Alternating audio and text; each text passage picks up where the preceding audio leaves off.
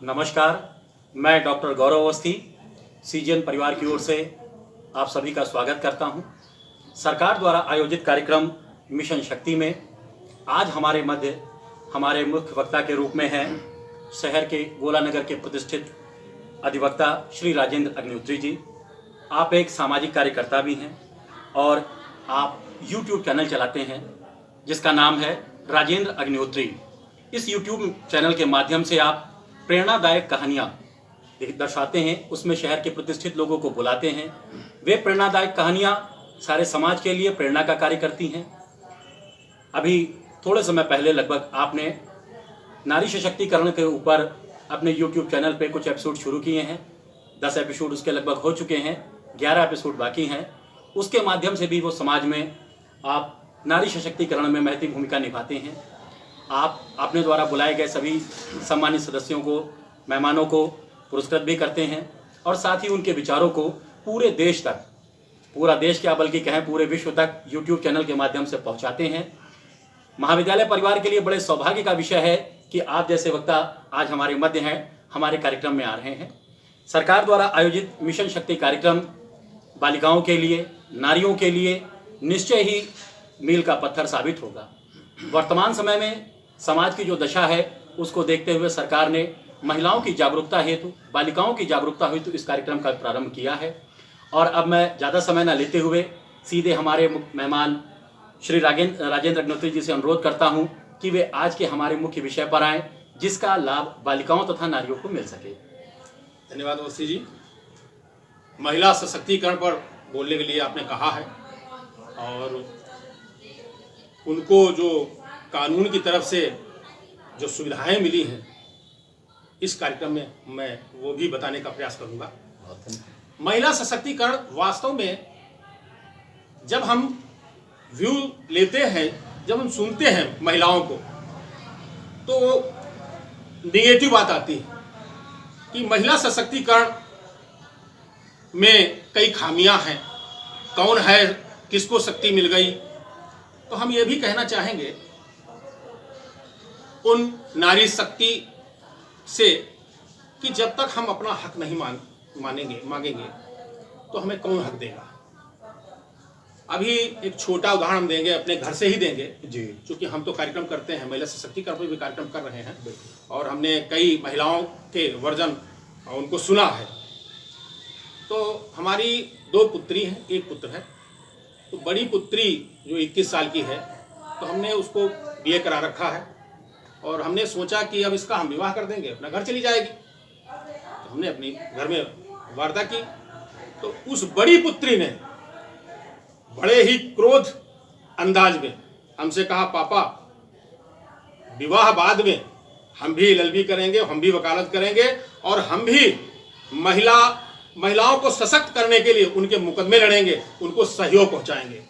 तो हमें बड़ी खुशी हुई और हमें अच्छा लगा और हमने ये सोचा अगर हम इसकी बात नहीं मानते तो ये विरोध अभी और करेगी। तो हमने कहा चलो ठीक है बेटा, विवाह तो हमें करने हैं, वो उधर देखते रहेंगे और लेकिन इधर हम आपको LLB कराएंगे और आप जिस लाइन में जाना चाहें आप जाएं, स्वतंत्र हैं। हमने उसको LLB के लिए फॉर्म डलवा दिया, उसका एडमिशन करा दिया। तो हम महिला सशक्तिकरण महिलाओं से निवेदन करना चाहेंगे कि आप अपने हक के लिए जब तक अपने घर में, बाहर या किसी सम्मेलन में या आप किसी ग्रुप में जब तक आप हक की बात नहीं करेंगे तब तक आपको हक मिलने वाला नहीं है, क्योंकि बचपन से ही आपको दबा के रखा जाता है जी। थोड़ा बड़ी हुई, भाई मिल गए तो भाइयों ने कहा ये बाहर नहीं खड़ी होना है आपको, बिल्कुल सही बात, घर के अंदर रहिए आप। उधर पिताजी ने आपको देखा कि नहीं समाज बहुत खराब है, आपको दरवाजे में नहीं खड़ी होना है, तो थोड़ा आपको दबाया गया है। बिल्कुल व्यवहारिक बात। जब आपका विवाह हो जाता है तब वो पतिदेव मिल जाते हैं, आप उनके अंडर में हो जाती हैं, उनका पूरा जोर चलता है आप पर। फिर धीरे धीरे धीरे धीरे ज्यों-ज्यों आपकी उम्र बढ़ती जाएगी त्यों-त्यों आपका कोई न कोई मिलता रहेगा उसमें जी। तो हम ये चाहेंगे कि पुरुष और महिला जब हम सब एक हैं, एक जैसे हैं, बस लिंग भेद है बस जी, बाकी तो कुछ है नहीं। तो हम क्यों नहीं कर सकते हैं, क्यों नहीं अपना हक मांग सकते हैं। बिल्कुल ठीक है। और सरकार द्वारा समय समय पर आपको जागरूक करने के लिए इतने इंतजाम करती है, लाखों करोड़ों रुपए लगाती है। और अब तो कानून आ गया है, नियम आ गए हैं सरकार द्वारा कि अब हर सर्विस में 20% 10% महिलाएं रखी जा रही हैं। आप जिस विभाग में देखें, और हम तो उन महिलाओं से कहना चाहेंगे, अगर आपको प्रेरणा लेनी है तो आप एसडीएम महिला, डीएम महिला, बिल्कुल सही, मिनिस्टर महिला, यहां तक कि राष्ट्रपति तक महिला, ठीक, आप उनसे प्रेरणा लें। आप उनसे क्यों प्रेरणा लेती हैं कि जो कहें वो कुछ कर ही नहीं रहे, वो घर में बंदिश, उनसे प्रेरणा ले लें, उनसे प्रेरणा लें और काम करें। और हमें ये मालूम है कि अगर घर की महिला बोल्डली, साहस पूर्वक अगर घर में अपनी आवाज बुलंद करती है तो हमें तो नहीं लगता किसी पुरुष में इतनी दम हो कि उसकी आवाज को दबा। सही बात है ना? बिल्कुल सही बात। मेरा कहना है हर नारी शक्ति से कि आप अपनी आवाज को बुलंद करें और आपको चारों तरफ सरकार द्वारा, ग्रुप द्वारा, सोशल मीडिया द्वारा, स्कूलों द्वारा, परिवार द्वारा, हर जगह आपको प्रोटेक्शन प्राप्त है, सहायताएं प्राप्त है। और मैं बताना चाहूंगा 108 आपदा प्रबंधन, 112 आपातकालीन परिस्थिति में आप मदद मांग सकती हैं। ये नंबर आपके मोबाइल पे होने चाहिए।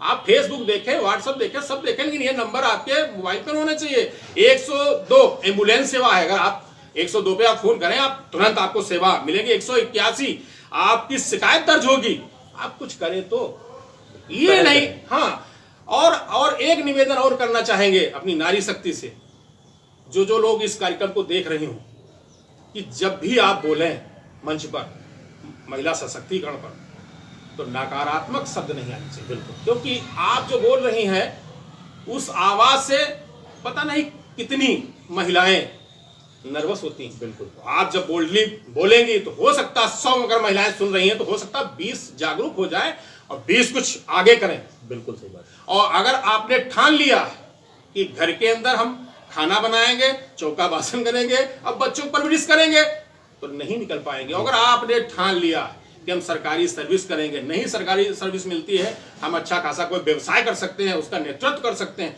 तो संभव है। और अगर आपने ठान लिया कि पीसीएस अधिकारी बनेंगी, पीसीएस जे करेंगी, वकील बनेंगी, कलेक्ट्रेट बनेंगी, तो आप संभव है, संभव। लेकिन ये कहना ठीक नहीं होगा, ये अन्याय होगा कि आप कुछ नहीं कर सकती हैं। आपसे ही पुरुष है। बिल्कुल सही बात, आपसे ही पुरुष है। पुरुष क्या वो कहीं दूसरी जगह से आ गया है? भाई, पुरुष को महिला के रूप में मां मिली, महिला के रूप में बहन मिली, दादी मिली, मौसी मिली, बुआ मिली, मामी मिली, कितने रिश्ते महिलाओं में, पुत्री। ऐसा कौन पुरुष है जो महिलाओं को उठता हुआ नहीं देखना चाहता है? क्योंकि उसकी महिला के रूप में उसकी माँ भी तो है, बहन भी है, भाई हमारी लड़की भी तो है। हमने उसको LLB के लिए हमने दाखिल किया, अब हम सोच ले नहीं अब शादी कर ले, तो ये तो सब बेईमानी होगी। बिल्कुल सही। तो चूंकि मेरा सभी से निवेदन है, और आप लोग जागरूक और हों, और वीडियो जब भी आप बनाएं और वायरल करें महिला सशक्तिकरण पर, तो आप कभी निगेटिव नहीं बोलेंगे। बिल्कुल, आप कभी कहीं पर कम नहीं। और इसके कई उदाहरण हैं। जिस व्यक्ति ने महिलाओं पर कोई भी अपराध किया हो, तो आप देखिए वो कहां से कहां, नाम नहीं लेना चाहेंगे, वो कहां से कहां पहुंच गए हैं। बिल्कुल सत्य, ठीक है ना? तो आपके असीमित ताकत है, हम तो कह रहे हैं असीमित ताकत है, लेकिन उस ताकत को आपको समझना है। अब जैसे घरेलू हिंसा है, घरेलू हिंसा में धारा 3 घरेलू हिंसा 4 प्रकार की होती है। शारीरिक हिंसा, मारपीट करना, लोग मारपीट करते हैं। लैंगिक हिंसा, मौखिक और भावनात्मक हिंसा, आर्थिक हिंसा, जैसे अगर आर्थिक हिंसा यही है, जैसे आप कहीं नौकरी वगैरह कर रही हैं, छीन लेते लोग जी, तो उसमें कानून बने हैं, आप कानून का प्रयोग करिए और इसकी शिकायत आप पुलिस अधिकारी से करिए, संरक्षण अधिकारी से करिए। बाल विवाह, बाल विवाह में लड़कियों की उम्र 18 वर्ष और लड़कों की उम्र 21 वर्ष, ये मानक है इसका। अगर हम इनमें से घटा के अगर हम विवाह उनका करते हैं तो मैं ये बताना चाहूँगा कि उस विवाह को करने वाला और उस विवाह में जाने वाला दोनों दोषी हैं और दोनों सजा के पात्र हैं। जी। कन्या भ्रूण हत्या, देखिए समय समय पर लिखा होता है, दीवारों पर लिखा होता है। सरकार की भी मंशा यही होती है कि इस तरीके का अपराध ना हो। जी। बेटी बचाओ बेटी पढ़ाओ, ये नारे लगते हैं, लेकिन उस नारा में कम से कम महिलाओं का भी तो सहयोग होना चाहिए। पुरुष ही हर चीज नहीं होता। अगर घर की महिला अगर चाह जाए, पुरुष भले लेबरी करता हो, अगर घर की महिला अगर चाह जाए तो उस लड़की को हमने देखे हैं सीओ रैंक, एसपी रैंक तक गई है, और उसका पति क्या कार्य कर रहा है, वो सिर्फ ठेलिया। अगर घर की महिला चाह जाए, घर की महिला, तो हम तो यही कहेंगे कि महिला अगर सशक्त, अगर घर की महिलाएं सशक्त हो जाए, पुरुष क्या चीज है जो आपको रोक ले। बिल्कुल सही बात। और उसमें कन्या भ्रूण हत्या में यही है कि अल्ट्रासाउंड करके वो चेक कर लिया जाता है। जी। अगर लड़की होती है तो एबार्शन लोग करा देते हैं, वो भी एक अपराध है। उस अपराध को करने में पुरुष तो सहायक है, लेकिन कहीं महिला भी सहायक है। हमने देखा है कि जैसे एक पुत्री हो गई, अब दूसरी पुत्री आई तो उसकी माँ ही कह रही है कि देखो भाई ऐसा है, एक पुत्र हो जाना चाहिए। तो उसको मोटिवेशन किया अपने पति को, कहा ऐसा है, हमको चेक कराओ, ये लड़की हो जाएगी तो हमारा वो वंश नहीं चलेगा। उन्हें क्या क्या बताती है। तो हम उन महिलाओं से भी कहते हैं, पुत्र और पुत्रियों में कोई अंतर न समझें आप। पुत्र जो पुत्र कर सकता है वो पुत्री भी कर सकती है। और अब तो पढ़ाई लिखाई के लिए सरकार अनुदान दे रही है। और हम तो ये कहना चाहेंगे, बेटे भाग्य से होते हैं, बेटे भाग्य से होते हैं, बेटियां सौभाग्य से होती हैं। हमारी 2 पुत्रियां हैं और 1 पुत्र है। अब आज मैं बताना चाहूंगा कि जब मैं अपने कार्य क्षेत्र से घर आता हूं तो गिलास का पानी जो है पुत्री ही देती है। बिल्कुल बिल्कुल सही। पुत्र बस पता चला कहाँ गए कि वो गए हैं कहीं, तो पुत्रियां बिल्कुल सही। हाँ, तो इस तरीके के कार्यक्रम में हम चाहेंगे महिलाएं अधिक से अधिक इसमें सहयोग करें। और आप कहीं से कम नहीं हैं, और आपसे ही ये संसार है। बिल्कुल हमारा कहना है, आपसे ही संसार है। तो जब आपसे ये संसार है तो संसार बचाने का भी तो काम आप ही का है। अगर आप घर के अंदर अपनी आवाज बुलंद करेंगी तो हमें नहीं लगता कोई पुरुष में इतनी ताकत हो जो आपकी आवाज न सुने। बिल्कुल सही बात। और बस यही कहना है। बहुत बहुत धन्यवाद इस कार्यक्रम में आज हमको बोलने का मौका दिया आपने, और बहुत बहुत धन्यवाद आपका। ठीक है, धन्यवाद। बहुत बहुत धन्यवाद भाई साहब। आज का ये कार्यक्रम वाकई अगर देखा जाए तो सार्थक कार्यक्रम कहा जाएगा। बेहद संवेदनशील विषय, बेहद व्यवहारिक विषय और जागरूकता के दृष्टिकोण से सबको लाभान्वित करने वाला विषय। ऐसे विषय में हम हमेशा चाहेंगे कि हमारी बच्चियों को आपका आशीर्वाद मिले। बिल्कुल बिल्कुल। जब कभी आपके पास समय होगा हम पुनः आपके साथ हाजिर होंगे इस विषय पर। जी। और आप सभी को, आपको विशेषकर भाई साहब बहुत बहुत धन्यवाद। पहले तो जो आपने अपनी बेटी को नहीं सबल बनाया है। हम अपने घर से ही चले ना जी। हम यहाँ पर तो अपनी स्पीच दें और हम घर पे कुछ और करें तो अन्याय होगा ना। हमारे 2 बेटियां जी, हम तो बेटी पहले है, बेटा बाद में। बिल्कुल सही भाई साहब ने जिन विषयों पे बताया, कथनी और करनी में फर्क नहीं होना चाहिए जी। बालिकाओं को, नारियों को अपनी शक्ति का एहसास हो। हाँ। अपने संकल्प पे वो हमेशा बढ़ती रहें आगे जी। बिल्कुल, संकल्प से सिद्धि मिलती है। और इसी के साथ जैसे भाई साहब ने बताया कि किसी भी प्रकार का लैंगिक भेदभाव नहीं होना चाहिए।